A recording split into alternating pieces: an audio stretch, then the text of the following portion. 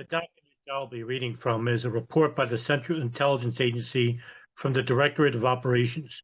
The report, entitled September 11, The Plot and the Plotters, was finalized on June 1st, 2003, and later approved for public release on April 25th, 2012. This research paper was prepared by the DCI Counterterrorist Center's Office of Terrorism Analysis. Part 3, Exploitation of Afghan Camps. Redaction. All 19 of the hijackers spent time in al-Qaeda training camps in Afghanistan during late 1999 to 2001. Redaction.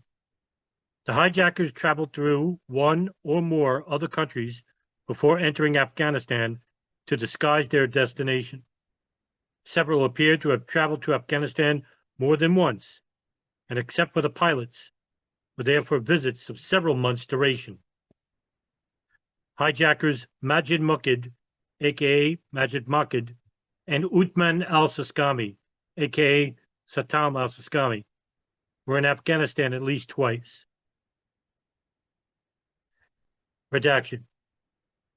Atta may have traveled to Afghanistan for the first time in early 1998, when he told his roommate he was gone for 2 months on a pilgrimage. Redaction. In late 1999, Atta al-Shehi, Jarrah, and Ramzi bin al-Shib all traveled to Afghanistan separately. Redaction. Bin al-Shib was the last of the 4 to travel to Afghanistan.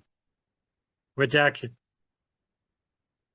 When bin al-Shib joined Atta and Jarrah at bin Laden's military camp near the Kandahar airport, he learned that they had already met with bin Laden and pledged bayat. Redaction. Young Saudis, all of them, present in Afghanistan at some point in late 2000 or early 2001. Redaction. By the spring of 2001, the mostly Saudi support hijackers were training in Afghanistan. They reportedly knew they were training for a martyrdom operation, but did not know the details. Redaction. The planners of the September 11 attacks screened possible participants for their psychological fitness for such an operation. According to an Al Jazeera interview, bin Laden personally met and assessed each hijacker. Redaction. Atta met with senior al-Qaeda leaders in Kandahar, Afghanistan during Ramadan in December 1999.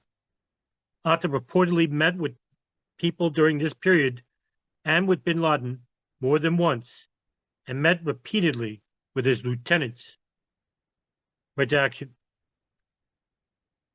ATEF, as details of the plot were being worked out. Tawfiq bin Atash, aka Khalad, a key planner of the 2000 attack on the USS Cole, was also in Kandahar at this time. All available information suggests that following the Ramadan meetings in Afghanistan, Muhammad Atta had no more direct connections to the al-Qaeda senior leadership, and that information was passed to and instructions received from them via intermediaries. In subsequent meetings, bin Laden selected targets for the September 11 attacks and 5 candidates for pilot training. As a result of the Kandahar meetings, the 5 designated pilots at that time were Muhammad Atta, Ziad Jarrah, Marwan al-Shehi, Nawaf al-Hazmi, and Ramzi bin al-Shib. Redaction. Atta had been chosen as the pilot's senior coordinator, and that they all would receive additional operational instructions from ATEF. As they left Afghanistan, Atta and bin al-Shib, redaction, met on at least 3 occasions with Khalid Sheikh Mohammed. In their Karachi meetings, Khalid Sheikh Mohammed briefed Muhammad Atta on the habits of Americans and presumably on how to avoid the scrutiny of American authorities.